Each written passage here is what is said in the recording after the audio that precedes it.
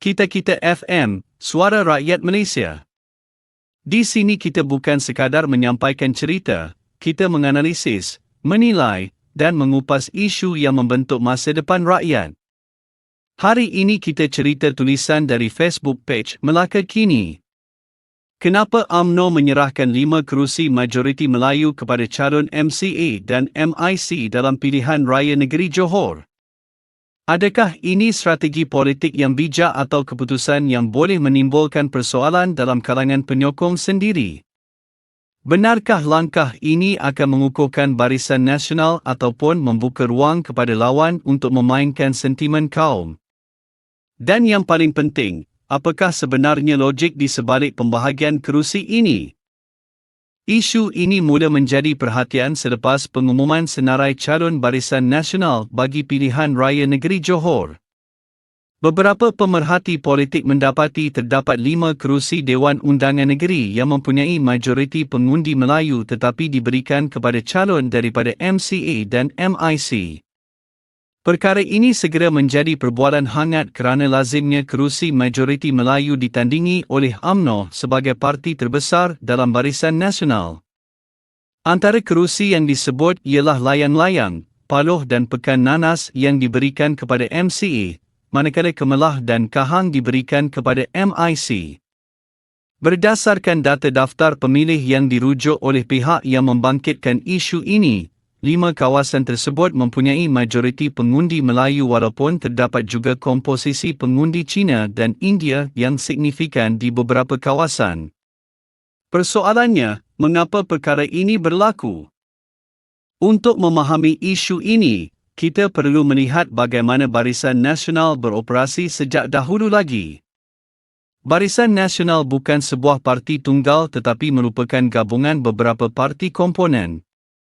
Sejak zaman Perikatan Lagi, pembahagian kerusi bukan dibuat semata-mata berdasarkan peratus kaum, tetapi juga berdasarkan rundingan politik, sejarah kemenangan, kekuatan jentera serta kemampuan calon untuk memenangi sesuatu kawasan. Dalam sejarah pilihan raya Malaysia, bukan sesuatu yang luar biasa seorang calon Melayu bertanding di kawasan majoriti Cina atau calon Cina bertanding di kawasan majoriti Melayu. Apa yang menjadi keutamaan sesebuah gabungan ialah peluang untuk menang.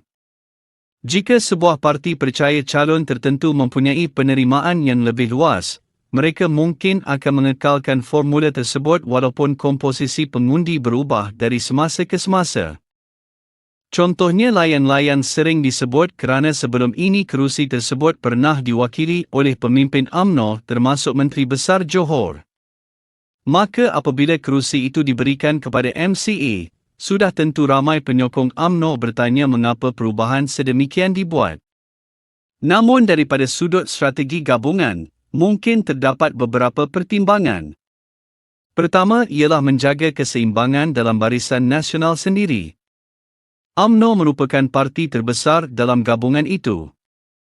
Namun MCA dan MIC juga merupakan rakan pengasas Barisan Nasional. Sekiranya semua kerusi majoriti Melayu hanya diberikan kepada UMNO manakala MCA dan MIC hanya bertanding di kawasan majoriti kaum masing-masing, kedua-dua parti itu mungkin akan kehilangan ruang untuk berkembang. Sebagai sebuah gabungan, pembahagian kerusi seringkali mengambil kira kelangsungan semua parti komponen, bukan hanya satu parti sahaja. Kedua ialah faktor calon. Ada kemungkinan parti melihat calon MCA atau MIC tertentu mempunyai hubungan rapat dengan masyarakat setempat, aktif berkhidmat selama bertahun-tahun atau lebih dikenali berbanding calon lain. Dalam politik moden, identiti calon kadang-kadang lebih penting daripada identiti parti atau kaum, khususnya di kawasan campuran. Ketiga ialah strategi mendapatkan undi silang kaum. Jika seorang calon Cina mampu memperoleh sokongan majoriti pengundi Melayu dan pada masa sama menarik undi masyarakat Cina, parti mungkin melihat peluang kemenangan lebih besar. Begitu juga jika calon India mempunyai rekod perkhidmatan yang baik di kawasan majoriti Melayu. Namun begitu, hujah yang dibangkitkan oleh pengkritik juga tidak boleh dipandang ringan. Mereka berhujah bahawa terdapat 14 kerusi majoriti Cina di Johor dan kesemuanya sudah diberikan kepada MCA atau MIC. Maka timbul persoalan mengapa 5 lagi kerusi majoriti Melayu turut diberikan kepada parti-parti tersebut sedangkan tidak terdapat kerusi majoriti Cina yang ditandingi oleh calon UMNO. Daripada perspektif mereka, pembahagian ini dilihat tidak seimbang. Ada juga yang berpendapat bahawa UMNO sebagai parti teras orang Melayu perlu memastikan kawasan majoriti Melayu diwakili oleh calon UMNO demi menjaga keyakinan penyokong tradisinya. Ini merupakan pandangan politik yang wujud dalam kalangan sebahagian penyokong dan ia wajar difahami sebagai sebahagian daripada perbahasan mengenai strategi pilihan raya. Dalam masa yang sama, timbul juga perbincangan mengenai isu dasar seperti pengiktirafan sijil peperiksaan bersepadu atau UEC, beasiswa dan kedudukan Bumiputera. Di sini penting untuk kita bezakan antara pendirian individu dengan pendirian rasmi parti. Sekiranya seseorang dipilih sebagai ahli Dewan Undangan Negeri atas tiket Barisan Nasional, beliau secara prinsipnya terikat kepada dasar dan keputusan gabungan serta kerajaan yang diwakilinya. Ini tidak bermakna setiap wakil rakyat akan bebas menentukan dasar mengikut kehendak sendiri. Sebarang perubahan dasar penting lazimnya diputuskan oleh kepimpinan parti dan kerajaan, bukan oleh seorang wakil rakyat secara bersendirian.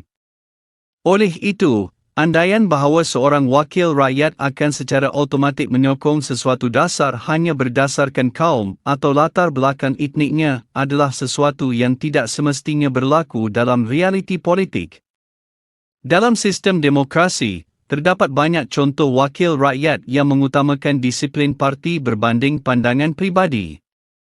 Selain itu, perlu juga diingat bahawa komposisi pengundi tidak semestinya menentukan identiti calon. Di banyak negara demokrasi, calon dipilih berdasarkan kebolehan, prestasi, integriti dan penerimaan masyarakat. Jika seorang calon bukan Melayu berjaya memenangi kawasan majoriti Melayu melalui proses demokrasi yang bebas, itu menunjukkan sebahagian besar pengundi di kawasan tersebut memberi kepercayaan kepada beliau. Begitu juga sebaliknya. Namun dari sudut politik persepsi, isu ini tetap sensitif. Dalam keadaan sokongan politik semakin kompetitif, setiap keputusan mengenai pembahagian kerusi akan diperhatikan oleh penyokong akar umbi. Jika mereka merasakan suara mereka tidak didengari, ia boleh memberi kesan kepada semangat jentera dan tahap sokongan ketika kempen.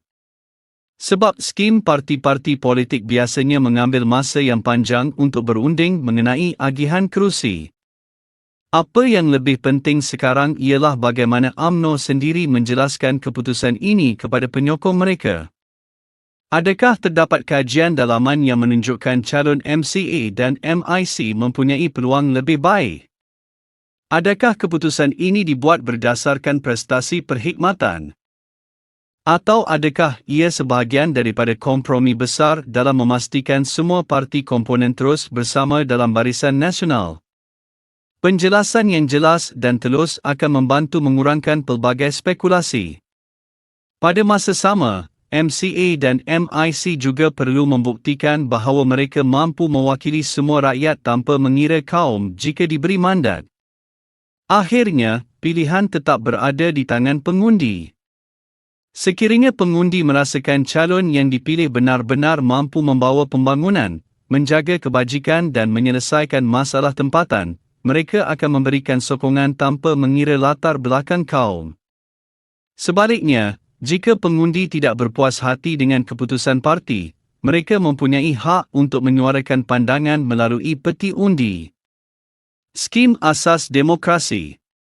Yang pasti, isu pembahagian 5 kerusi majoriti Melayu kepada MCA dan MIC ini membuka satu perbahasan lebih besar tentang masa depan politik gabungan di Malaysia. Adakah politik kita masih perlu melihat pembahagian berdasarkan kaum? Atau sudah tiba masanya parti-parti lebih menekankan prestasi, integriti dan kemampuan calon tanpa terlalu bergantung kepada faktor etnik? Perbahasan ini pasti akan berterusan sepanjang kempen pilihan raya negeri Johor dan mungkin turut memberi kesan kepada lanskap politik negara pada masa hadapan. Apa pula pandangan anda? Adakah UMNO membuat keputusan yang tepat demi mengukuhkan Barisan Nasional, atau adakah 5 kerusi ini sepatutnya kekal ditandingi calon UMNO? Kongsikan pandangan anda di ruangan komen dengan hujah yang berfakta dan berhemah. Perbezaan pandangan adalah perkara biasa dalam demokrasi, tetapi biarlah perbincangan kita kekal matang dan saling menghormati. Itu dia ulasan dari Kita-Kita FM, suara dari hati rakyat Malaysia. Jangan lupa kita bukan sekadar mendengar, kita menganalisis, menilai, dan bertindak. Jumpa lagi dalam segmen seterusnya. Terima kasih.